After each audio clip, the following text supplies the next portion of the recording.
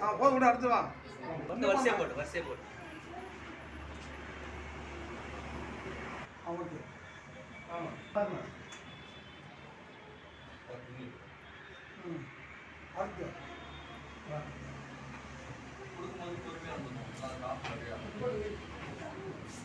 அப்படியே பரவாயில்ல விடுங்க. பரவாயில்ல போமா. ஷூவோட போலாம். இங்க பாருமா.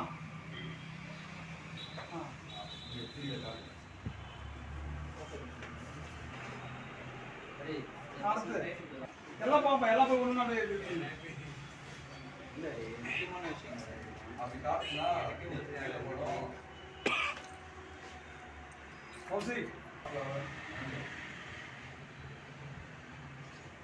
அடுத்து போப்பா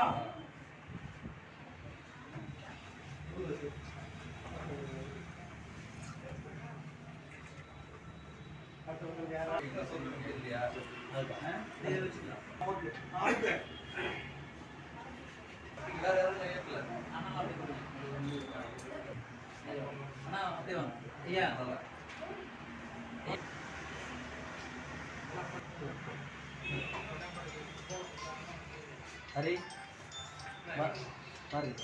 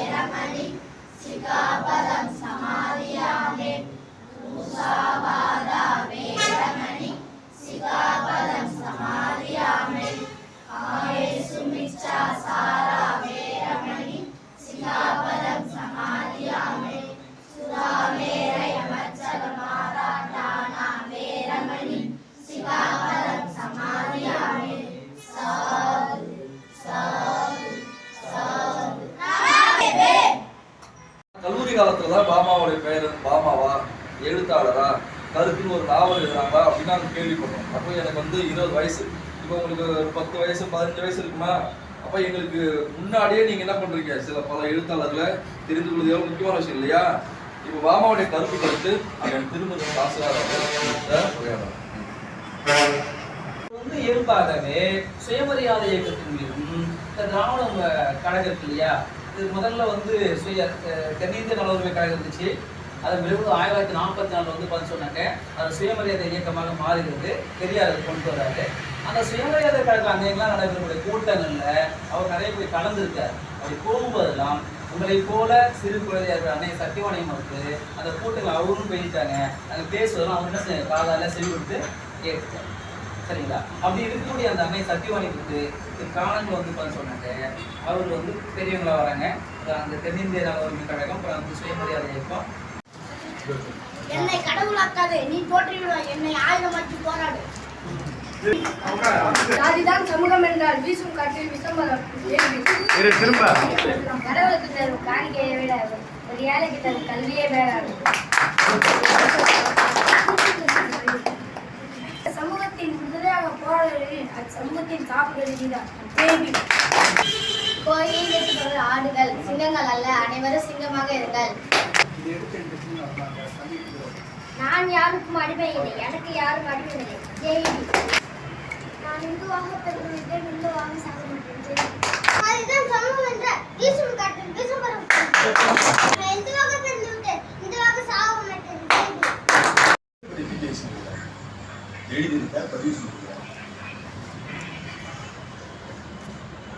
பெரியாரிய சிந்தனைகளோடு ஒப்பிட்டு பேசியிருக்கிறார். மார்க்சிய சிந்தனைகளோடு ஒப்பிட்டு பேசியிருக்கிறார். பண்டிதர் அயோத்திதாசனுடைய தமிழ் பௌத்தத்தோடு ஒப்பிட்டு பேசியிருக்கிறார்.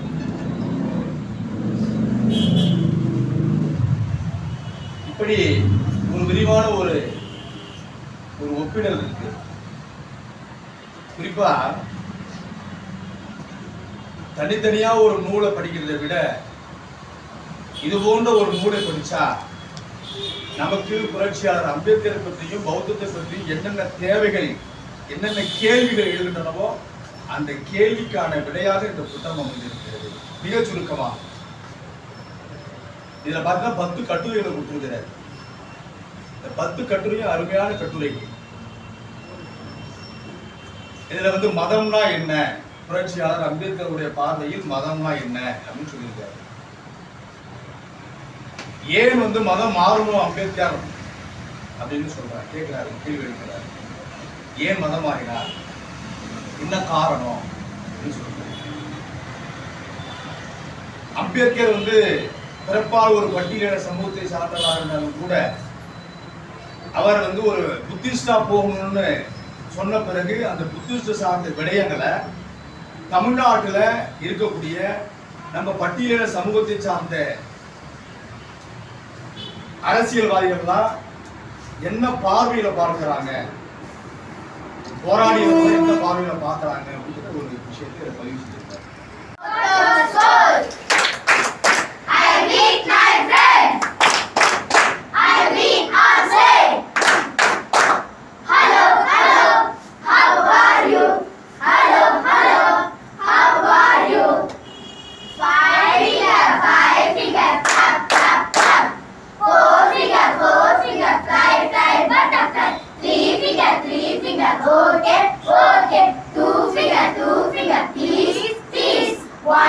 One finger, silence, please.